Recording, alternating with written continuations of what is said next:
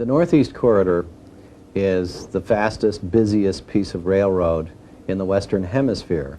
In the corridor run 1,100 trains a day at speeds up to 125 miles per hour with automatic train control, automatic train stop, centralized electrification and traffic control over major portions of it, soon to be all of it. It is an amazing piece of infrastructure in American transportation. It's a very complex piece of engineering. It's very old, too. So it's an interesting and rich combination of the past and the present and certainly the future. Compared to other railroads I've visited, the Northeast Corridor is a lot more exciting. There's a lot more action, a lot more trains, they run a lot faster. There's 2 railroads, 3 railroads over most of it because you have Amtrak. Then you have the commuter operators on many stretches of the line, plus whoever's running freight on that. And you just get a lot more train watching for the time you spend next to it. You can go to a place like Princeton Junction and just stand there, and in a few minutes you'll see a train.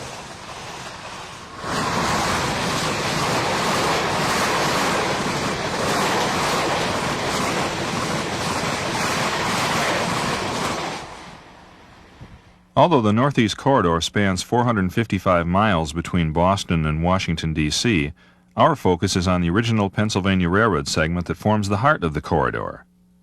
From milepost 0.0 at New York's Penn Station, the corridor heads 8.8 miles southwest to Newark, New Jersey. Princeton Junction serves the college town of Princeton, New Jersey, and Trenton marks the last Amtrak station stop before the corridor crosses into Pennsylvania.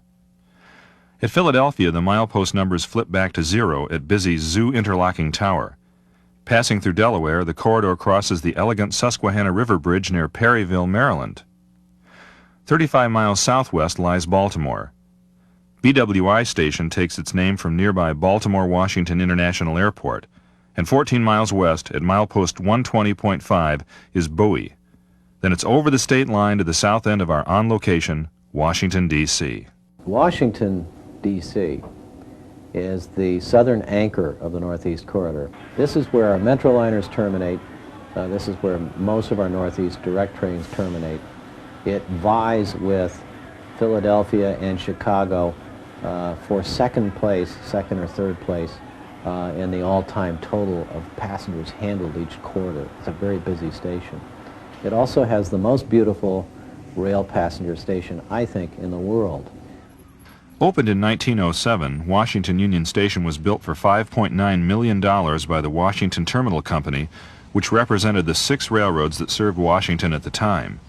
The station was designed by architect Daniel Burnham, who draped a facade of granite, a material made to look like granite, over the station's massive steel skeleton. The interior of the station mimics the appearance of a Roman basilica or meeting hall. The original concourse was once described as the world's largest room, a 97,500 square foot space reportedly large enough for 50,000 people. It was a fitting testimony to a man who declared, quote, "Make no little plans, they have no magic to stir men's blood." Much the same thing could be said about the station's rebirth in 1988 after years of misuse and neglect. The main hall has been fully restored as a preservation centerpiece. 79 pounds of 22-karat gold leaf shines as decorative trim on the 96-foot-high ceiling. Keeping with the Roman basilica motif, 36 restored Roman legionnaire statues stand guard around the 220 by 130-foot area that was once the station's main waiting room. The original concourse has been converted into a multi-level facility, and its main floor has been renamed the Station Concourse.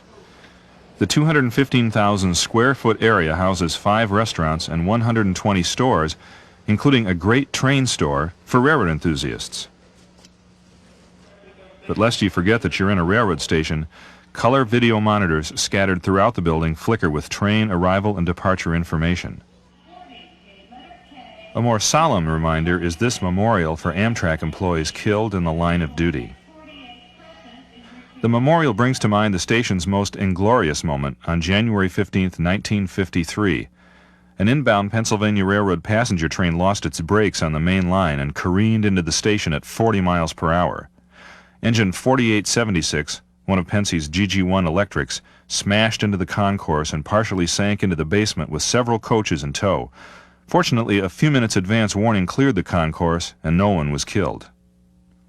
The original concourse housed 20 tracks that served Penske and Baltimore and Ohio passenger trains from the north and west. Today, the upper level of the concourse fields 14 stub-end tracks used by Amtrak and Maryland Commuter Rail, known as MARC. Numbered 6 through 20, the tracks were shortened when the station concourse was expanded in 1986. Here you'll see electric locomotives nuzzling the bumper posts after bringing Amtrak trains in from the north. Equally common is Amtrak's practice of backing the eastbound Capital Limited from Chicago into the concourse. This places passengers leaving the train at a comfortable distance from the smoke and noise of the train's diesels.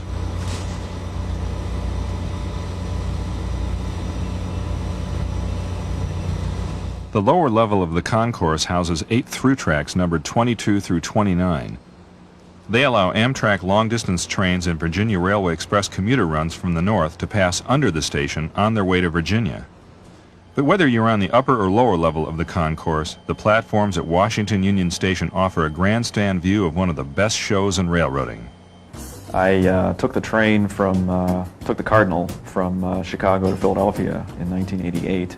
And it's a long trip. It's about 24 hours or something like that. And of course, they stop in Washington to change to electric locomotives. And so I got off the train after having sort of been cocooned there for almost an entire day, and emerged into this maelstrom of activity on the platforms at Washington. There were diesels and electrics running all over the place, switching moves everywhere, baggage cars rushing around.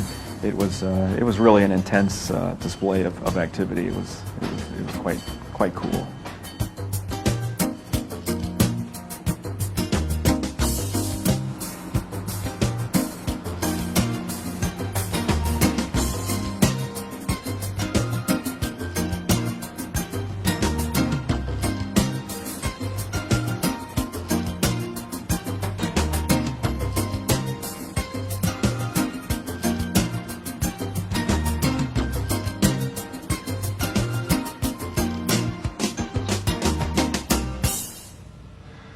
The concourse isn't the only thing that's changed at Washington Union Station.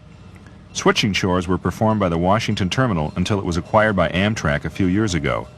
Now Amtrak switches with its own units, including this second-hand Santa Fe switcher.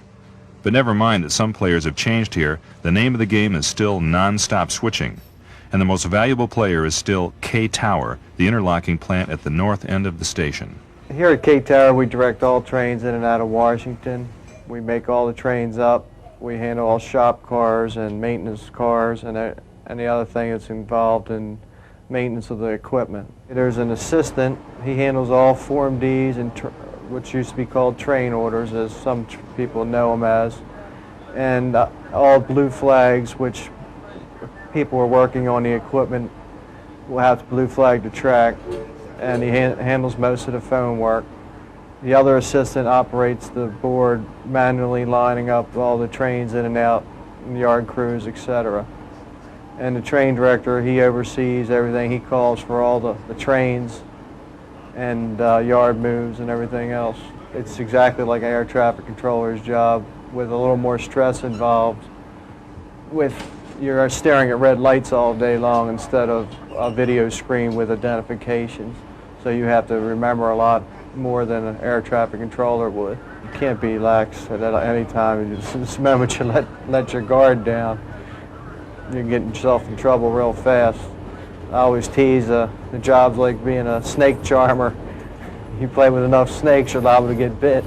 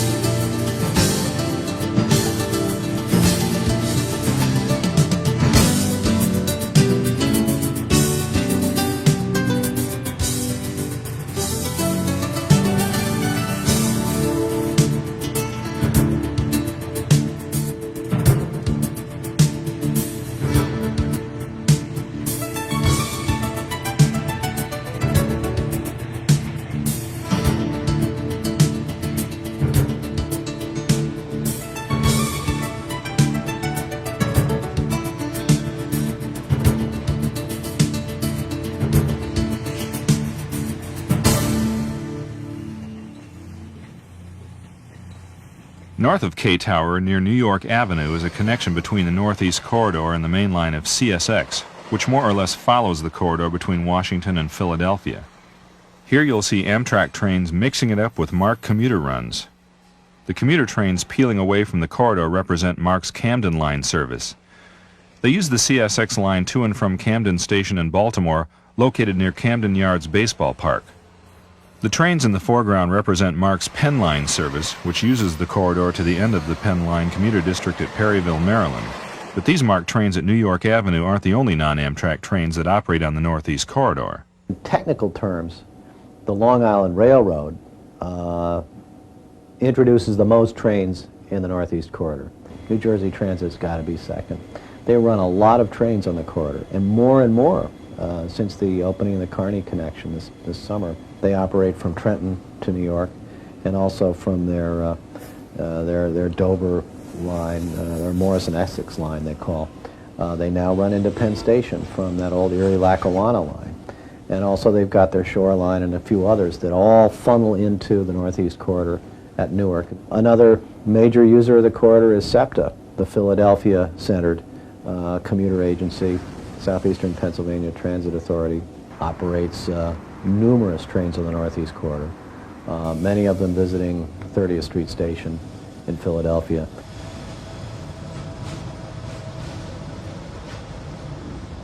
A friend said, you know, it looks like you'll be able to ride a commuter train over the whole length of the Northeast Corridor. I mean, even up to Boston. It got me thinking, I could do that. That'd be fun to do. And I did it over the space of 3 or 4 days, and it was indeed fun to do. Leave New York on NJ Transit, New Jersey Transit. That'll take you right down to Trenton. At Trenton, you cross the platform. Actually, same platform, you walk forward, get on a SEPTA local train. That'll take you through utterly scenic Northeast Pennsylvania to Wilmington, Delaware. It takes you most of an hour to get down to Wilmington. From Wilmington to Perryville, Maryland, there's no commuter operator on the corridor. It's Amtrak. You might as well just ride Amtrak all the way down to Baltimore, then backtrack to Perryville. Then from Baltimore down to Washington on the corridor, MARC runs the trains to Washington. They run diesel and electric locomotive hauled trains on the corridor. They also run diesel hauled trains on the former Baltimore and Ohio line, which parallels the corridor a few miles west. It's a lot cheaper to ride by commuter train than Amtrak, though the commuter trains are certainly not uncomfortable. The NJ Transit coach in particular and the MARC cars were both very comfortable rides. I'd do it again. Riding any passenger train on the Northeast Corridor might have been impossible if it wasn't for Amtrak. A creation of the federal government, Amtrak was born on May 1, 1971. Officially known as the National Railroad Passenger Corporation, its purpose was to supervise the operation of the remaining inner-city passenger trains in the U.S. By relieving the railroads of their money-losing passenger trains, Amtrak hoped to save a transportation mode that was on the verge of extinction after more than 20 years of declining riders, revenue, and respect. Amtrak's uphill fight was complicated by the fact that it had no tracks of its own. Instead, the company was forced to contract with the individual railroads to operate its passenger trains with the host railroad's crews and equipment. To make matters worse, Amtrak's trains were at the mercy of the host railroad's dispatching, which favored profitable freights over Amtrak's trains. This was somewhat true on the Northeast Corridor, where Amtrak contracted with Penn Central, the successor to the old Pennsylvania Railroad. All that changed on April 1, 1976. That's when Penn Central and 6 other eastern railroads were folded into the Consolidated Rail Corporation, known as Conrail. 2 days later, Amtrak assumed ownership and operation of most of the Northeast Corridor. As part of the Federal Railroad Administration's Northeast Corridor Improvement Project, Congress in 1976 authorized $2.5 billion to upgrade the corridor's physical plant and improve train performance. Today's corridor service consists of Amtrak cars and locomotives operated, maintained, and dispatched by Amtrak employees. Mind you, Amtrak allows Conrail to operate freight on the corridor, but it's hardly a free ride. There's certainly considerable freight activity on the Northeast Corridor, but it is, as much as possible, being shoved into the background because of the heavy passenger traffic that occurs in normal business hours. We've done a number of things to try to reduce the congestion on the corridor. And one of the things we've done is to severely restrict speeds that freights are permitted to travel in the Northeast Corridor during essentially business hours, that is 6 a.m. to 10 p.m. During that time, freights are restricted to 30 miles per hour. And that's quite a challenge to them because, I mean, here you've got this beautiful piece of railroad. Technically, they could go considerably faster than that. And so they are permitted to go 60 after 10 p.m. This has the effect of moving them into the night shift, as it were. This is a good thing from our perspective because there's a combination of problems that's introduced with freight operations. Obviously, congestion is one of them, but also these heavy freight trains have a deleterious, a negative effect on our interlockings. We have high-speed interlockings in the Northeast Corridor. That's where the tracks switch from where you can have trains pass one another. The pounding of heavy freight trains very slightly misaligns those interlockings. And if you're running trains at 40 or 50 or 60 or even 90 miles an hour, that doesn't matter much. But if you're running them at 125, the passenger can feel it. You know, through a spilled cup of coffee or difficulty writing, you know, with your pen.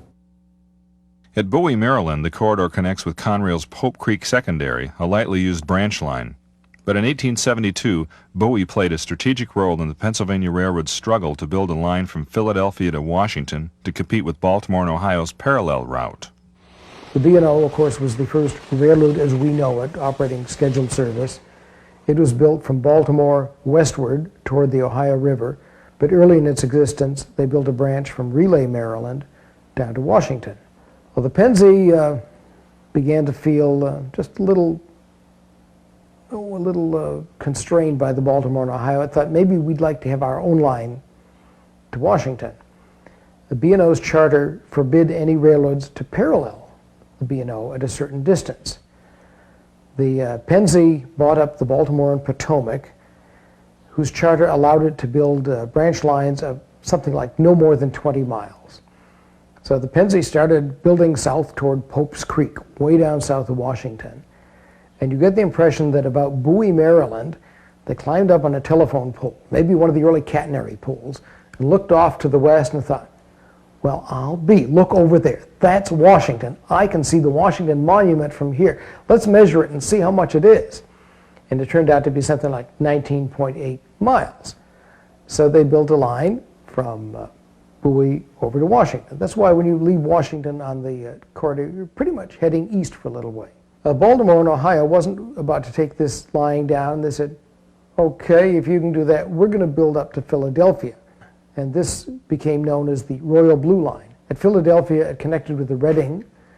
The Reading had already connected up with the Central and New Jersey to form a through route from Philadelphia to Jersey City. The premier train on it was the Royal Blue. The cars were painted blue.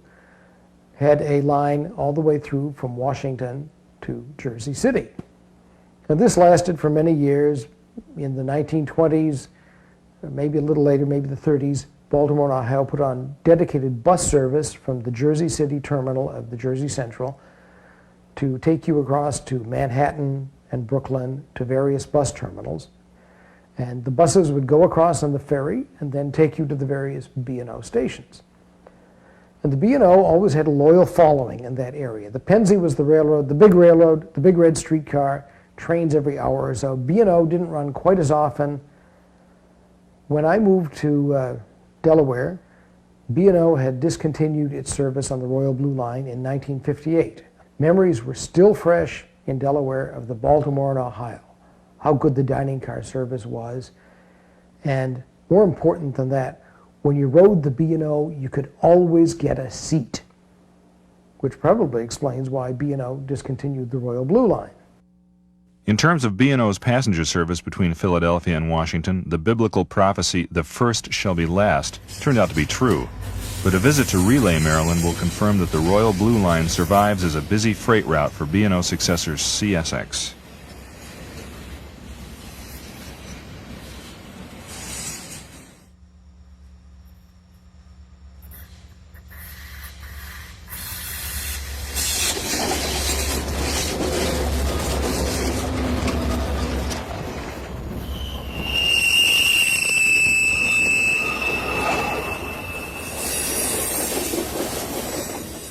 BWI Airport Rail Station isn't the most romantic depot on the Northeast Corridor. It doesn't help that it's named for nearby Baltimore-Washington International Airport, hardly a place steeped in the history and lore of Washington Union Station. And the modern station's claim to fame is its parking lot, which boasts a parking capacity of 1,600 spaces. But what BWI may lack in romance, it makes up for with a melody of MARC and Amtrak trains and the people who ride them.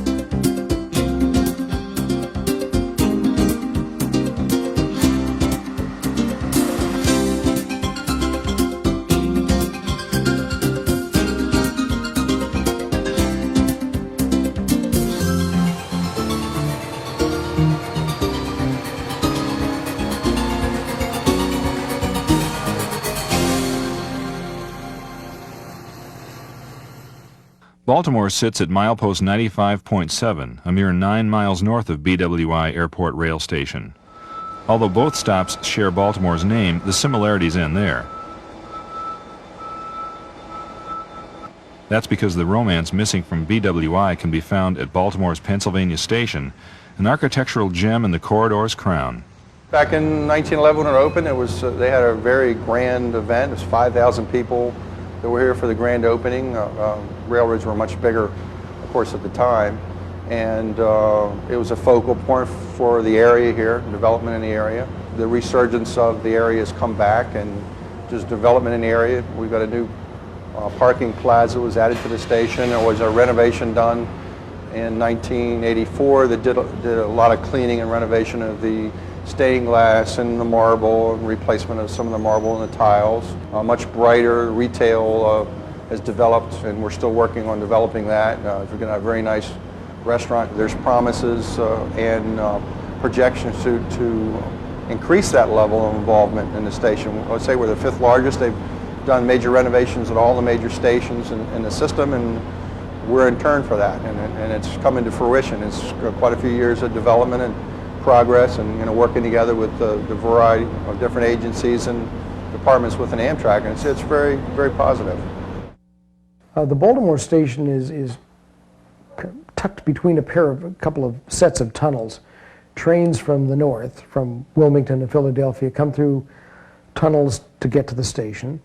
Another set of tunnels, the B&P tunnels, Baltimore and Potomac tunnels, lead out of the station. Several very sharp curves in them. Then it takes the train to the south. The B&P is the railroad the Pennsylvania took over the charter of to build its line to Washington. Trains author Fred Fraley once described B&P Junction as the Northeast Corridor's most bothersome operating bottleneck. The main line here is cursed with a 1.1% grade that once prompted Conrail to use helper engines on freights, and a gauntlet track inside the B&P tunnel limits traffic to just one train at a time. At least trains no longer have to deal with conflicting moves on what used to be the Northern Central, an early Pennsy subsidiary. Also leaving from the west end or south end of the Baltimore station is the Northern Central line. It's the line from Baltimore up to Harrisburg, which continued eventually up to Buffalo. And these trains ran backwards between Washington and Baltimore. So a train would have to come up from Washington, cut off the GG1, then put on the diesel or the K4 at the west or south end of the train, and then it would make eventually make a curve and head up to York and Harrisburg, Pennsylvania. One of the last trains on the line was the Baltimore and Buffalo Day Express, the two trains, the Baltimore Day Express and the Buffalo Day Express, which at the end consisted of a baggage car and a coach running tri-weekly. But it did run from Baltimore all the way to Buffalo, and it must have been quite a scenic ride. It's one of those, I wish I'd done that trains. Nothing short of H.G. Wells' fictional time machine can take you back to the days when you could ride the Buffalo Day Express through B&P Junction. On the other hand, you can visit the B&O Railroad Museum in Baltimore and take a nostalgic journey into railroad history, particularly as it pertains to the B&O. First assembled in 1892, the collection was opened to the public in 1953 at Mount Clair, the site from which the fledgling B&O, America's first railroad, began building west in 1828.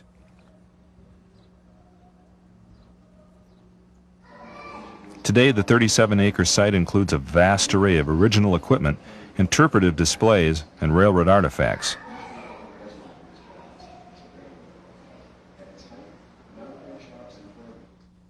The museum comprises 5 historic buildings, including the Mount Clair car shop, used for equipment storage. The museum's centerpiece is the roundhouse, a covered passenger car roundhouse built in 1884. Today, the wooden turntable is surrounded by the museum's oldest and finest historic steam, diesel, and electric locomotives, as well as rare 19th century passenger and freight equipment.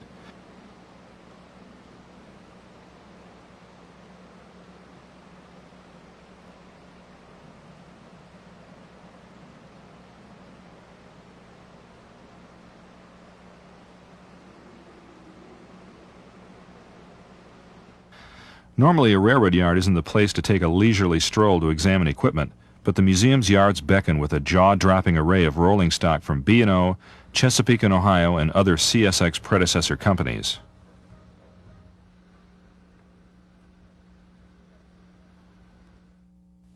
Perryville, Maryland is the story of 2 archaic structures. An operator in the interlocking tower at Perry once controlled the junction with Conrail's Port Road branch.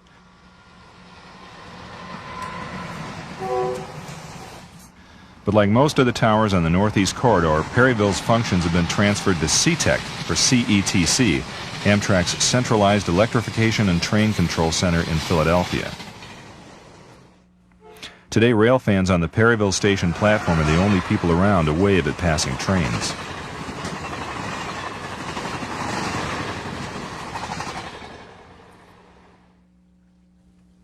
South of the tower is another ancient structure, the Susquehanna River Movable Bridge.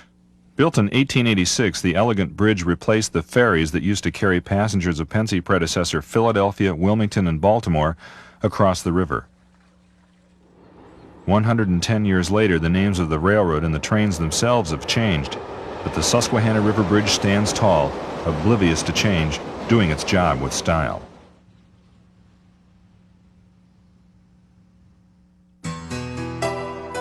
"47 miles north of Perryville is Chester, Pennsylvania.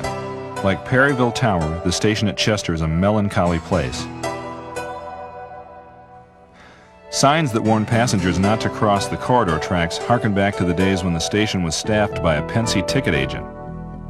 And it's not hard to imagine passengers in double-breasted suits and dresses with padded shoulders waiting to board Train 111, the southbound President, during World War II.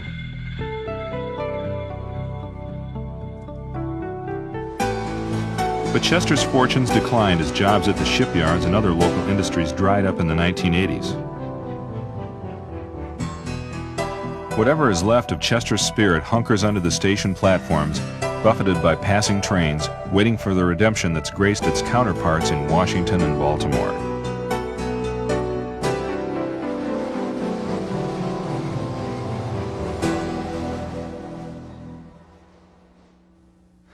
Northbound Amtrak trains reach Philadelphia's 30th Street station at milepost 1.5, about 12 miles north of Chester. If you're climbing off an Amtrak train at Philadelphia for the first time, you may be less than enchanted by your first view of the station. The tracks and station platforms are located under the station, where the subterranean atmosphere may not seem like much of an improvement over Chester's gloom. But your impression of 30th Street will undoubtedly change as you ride the escalator up to the station concourse, and before long you'll know that even in its heyday, Chester never looked like this. In my opinion, 30th Street Station is America's most magnificent railroad station, and for a few reasons. One of them is it never had a fallow period. It never had a period of inactivity or disuse or an unkempt period.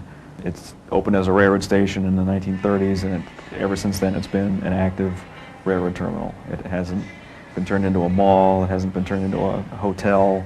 It's a railroad station first and foremost, and it looks like a railroad station. 30th Street Station was built by the Pennsylvania Railroad in approximately 1932. It serviced as the headquarters for the Pennsylvania Railroad for many, many years. When Amtrak bought the Northeast Corridor in 1976, we took over control of 30th Street Station. At that time, the station had fallen into a tremendous state of disrepair. After approximately 5 years, 6 years actually, Amtrak started seriously considering renovating the station for its customers and its employees.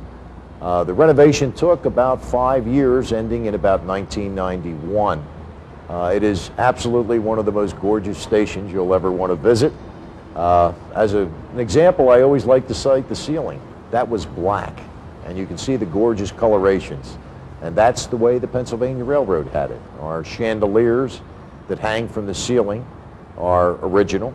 They were all removed, refinished, relamped, reglassed. We actually even cleaned the travertine marble on the walls to make it more attractive.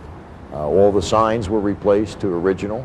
We relocated our ticket office to the original location, and we now house about 1,000 employees in the building in the 2 towers on the north and the south ends.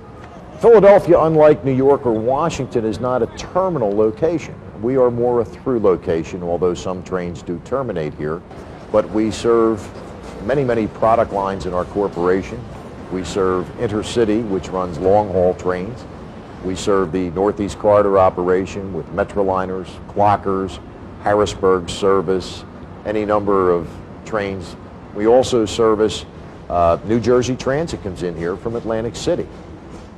And on the level where we're sitting right now, the local commuter agency, SEPTA, operates its trains. So it has a multifunctional purpose here, and you can gain access to just about anywhere in the city or the United States right out of this terminal. It's hard to believe that the busiest railroad in the country flows under the feet of these passengers at 30th Street.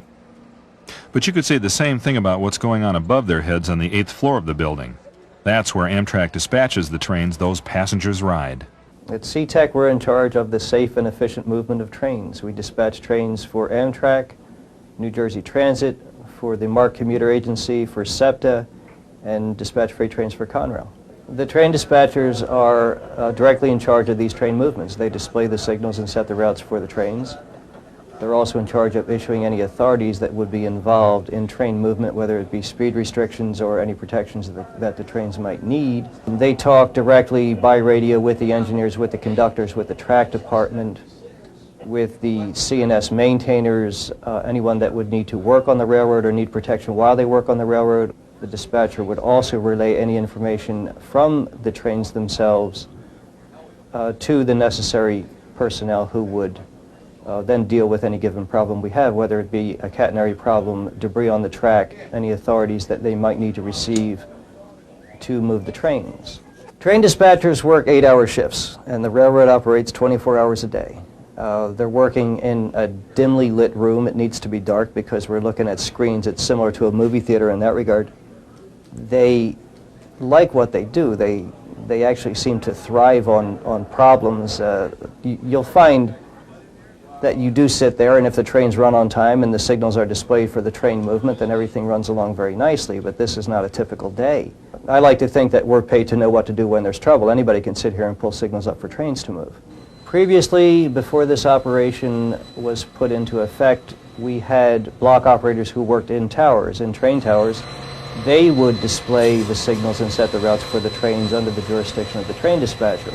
They would record these numbers on a block sheet, report that information to the dispatcher who would record it on his sheet, and any train movements or any changes that he wanted, he would then instruct the following block operator to make those changes involving routing of trains or, again, protection of trains or stopping trains, whatever was needed to be done. The dispatchers have a VDU, a unit that is like this unit.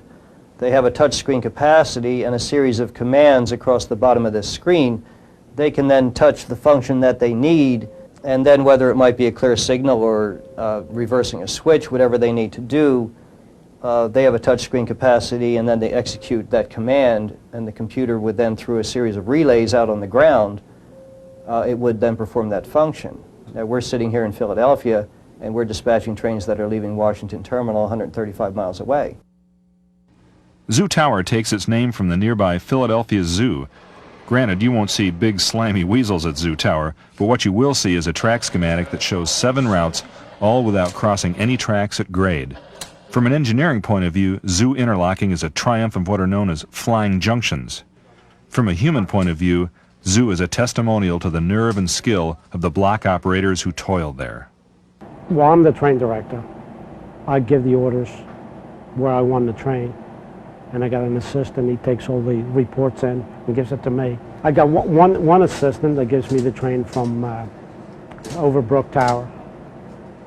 And then one assistant that gets all the information from 30th Street in North Philly. And I get them all together and let them go the way it's supposed to go. And then I give the orders to the leverman, and the leverman pulls her out. This plant was built in, I think, in 1937. They had 5 different interlockings, and they made it into one. And I think it was complete in 1937. And now, as for an old machine, it works better than some of the new machines we have, I think. Or maybe because I'm used to it, being an old guy, but I prefer this compared to something newer. Back in 1985, an Amtrak quality control specialist told Trains author Fraley that the company had no trouble putting in the software to automate busy B&P Junction. So, he said, it was only a matter of putting in the equipment at Zoo and writing the software. Apparently that software has turned out to be a James Michener novel. Until it's finished, the tower remains in the hands of Amtrak's capable zookeepers.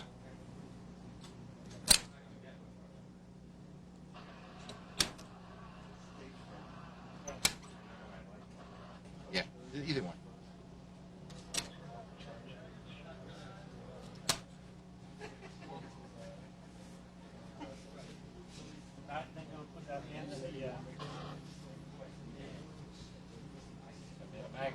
You gotta run that down. Show me run it down when you want to change railroad.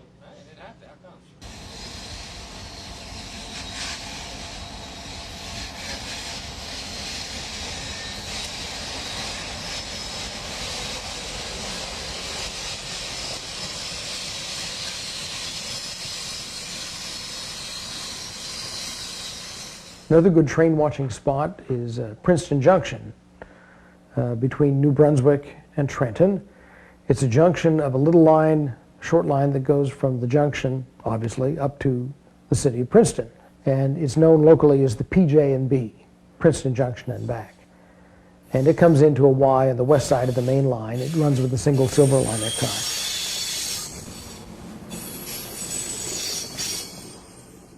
But all the action is on the main line. So it's one of Amtrak's busiest lines, and most of Amtrak trains go through at great speed. An occasional Amtrak train, usually one of the Philadelphia clockers, will make a Princeton Junction stop. But most of the trains stopping there are the hourly NJ Transit local trains.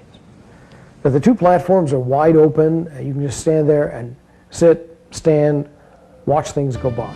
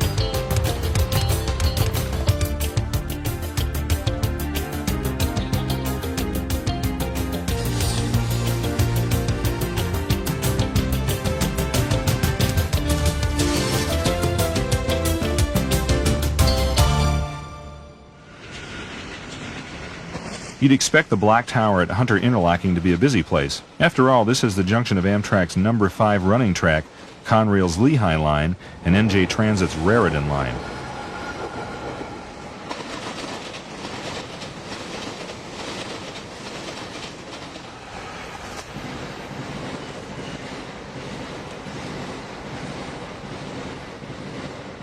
What you don't expect to find is a single block operator working the tower during the commission hour, the weekday afternoon rush hour that might just as easily be called the Mission Impossible hour.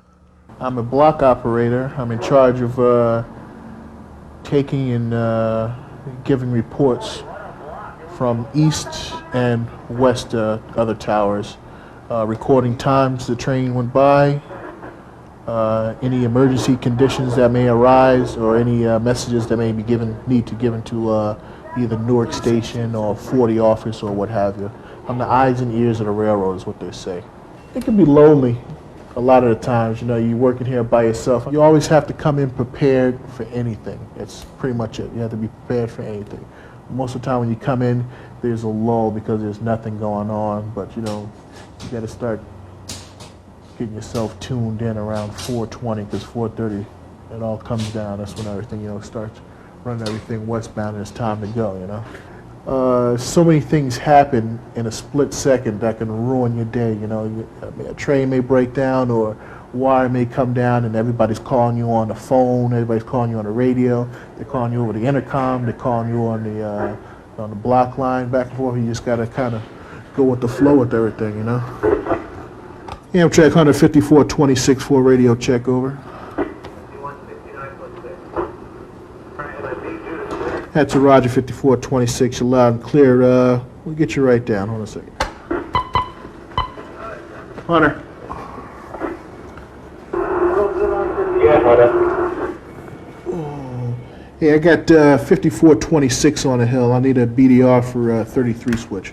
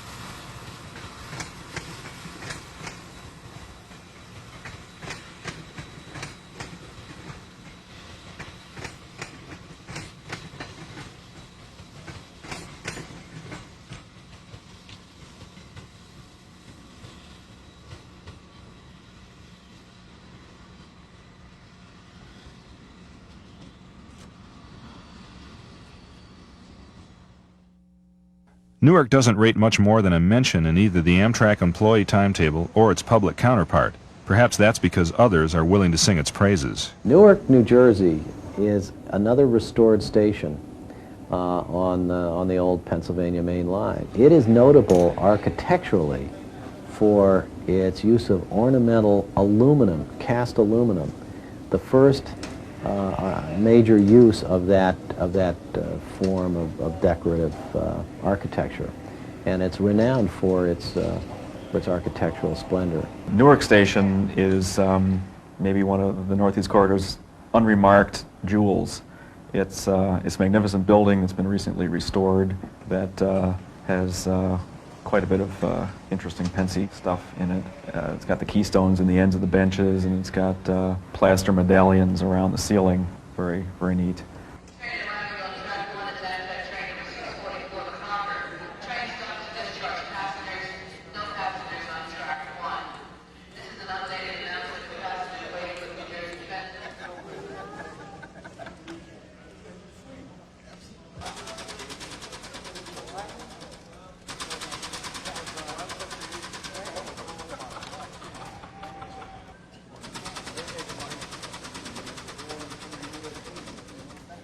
I think the station where I've spent the most time in recent years train watching, and that's mostly on a couple of weekends, is Newark, New Jersey, which everybody says Newark, but it's great action there. You've got Amtrak, you've got NJ Transit going through, and most of NJ Transit's lines from the former Central New Jersey, the New York and Long Branch, and the main line up from Trenton all converge on Newark. It's a big box of a building with several tracks, high-level platforms, and in addition to the what are probably still called steam railroads, you've got PATH, Port Authority Trans-Hudson rapid transit trains from New York and Jersey City and Hoboken coming in through the center of the whole thing. And to top it all off, way down underneath is the Newark City subway, which still runs with PCC cars. The Newark station is good train watching, and even 30 years ago, David Morgan, editor of Trains, thought the same about it.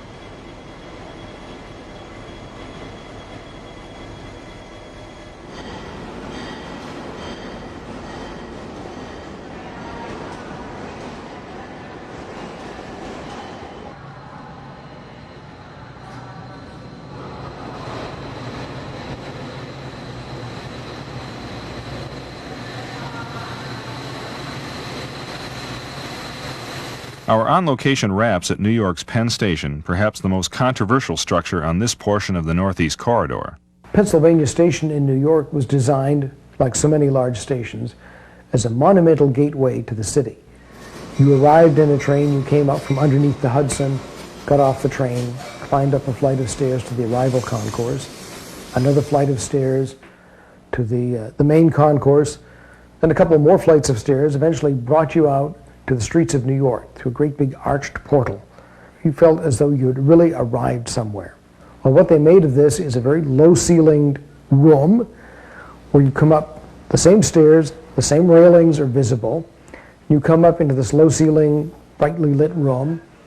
You look around. You try and find a way out. When I was there recently, I came out into apparently what is an alleyway for garbage trucks. I felt like kind of a rat that had come up from out of the basement and found the streets of New York. And I looked around and at the dumpsters and the garbage trucks and went back in. It's a tragedy that the original Pennsylvania station was torn down, but there is hope in the future that we will once again move into an architecturally significant building for Pennsylvania Station, New York. Across the street is the former Main Post Office, so-called Farley Building, for which we anticipate will have a major architectural gem as the gateway to New York City. If Penn Station, its demolition, had any value, its destruction and loss for all time. If it had one purpose, it was to remind people and to alert people to the fact that the whims of the current time, the whims of business and real estate, they're all transient. People saw once that it was gone, it could never be replaced, and the value was that it saved stations like Washington, D.C.'s Union Station.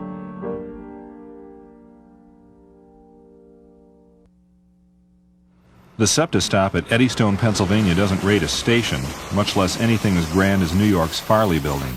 To be fair, Amtrak's Northeast Corridor trains don't stop here, and SEPTA's patrons have better things to do than dawdle at trackside.